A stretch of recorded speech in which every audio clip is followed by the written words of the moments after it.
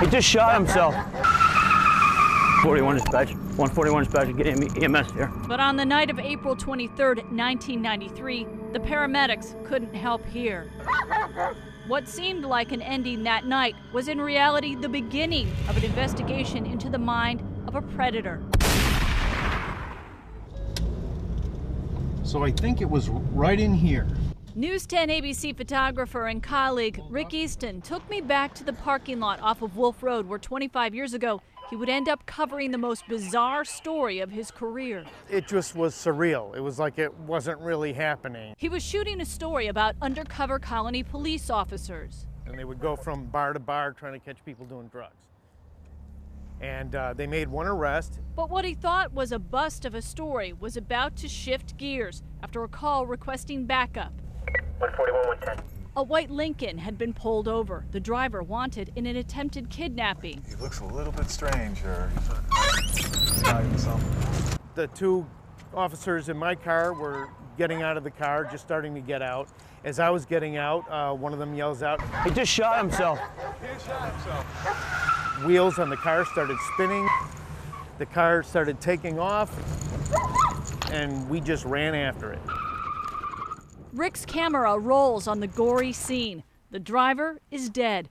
Astonished officers search the car, finding weapons, receipts for surveillance items, and taped over door handles. They knew he was into something, and they were starting to put it all together. And then, you know, the story just exploded. Good evening. Our top story, the tale of a New stalker. disclosures tonight in Police say this is inside a bedroom torture chamber. And this is the latest case of obsession gone mad.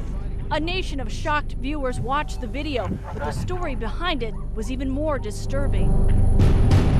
Before his violent end, Gary Walensky had been a popular New York City tennis pro, but his attention to one young player had become a dangerous obsession. His whole life for the previous month was putting this scenario together so that once he got her, she wasn't going to get away. Steve Heider is now a retired Colony police chief. Back in 1993, he headed up the investigation. It's impossible for us to put ourselves in the mind of an irrational person. He says Walensky had used a vehicle homing device to follow the young girl and her family to a tournament in the capital region. Walensky's plan? An attempted kidnapping outside their hotel. They saw someone pushing a wheelchair across the parking lot. It was all part of the disguise. It went from a glance, seeing the guy pushing a wheelchair, turning back to their car, and then him on the top of them. The girl's mother fought Walensky off, and he sped away in his rented Lincoln. A search of his hotel room reveals a collection of weapons, surveillance equipment, sadomasochistic restraints, and masks and wigs used as disguises. Police also find receipts for an Adirondack cabin paid in full for a year. Inside the intended house of horrors, police found windows and doors boarded shut, a bed with shackles, pornographic tapes, monitors, and security cameras. A place so secluded, no one would have ever heard the young girl yelling for help. Do you think that she would have survived? That he would have let her live? More likely not. He was a great guy. I mean, he cared for the people he taught. Deep denial was the most common reaction among many of Gary Walensky's young tennis players, even as previous stalking cases involving him and young children were being exposed after his death. I didn't really process what he had done. I just knew it was something bad, but that the Gary I knew wasn't bad. When she was 14, Piper Weiss was one of the so-called Gary's girls, young students who received his many cards and gifts. What you thought was kindness and being close was really grooming. Right. And Piper says that grooming led her to a moment alone with her coach inside his car. He confided in me that he was depressed and that he was afraid that, you know, you all grow up and you go away. And he was referring to his students.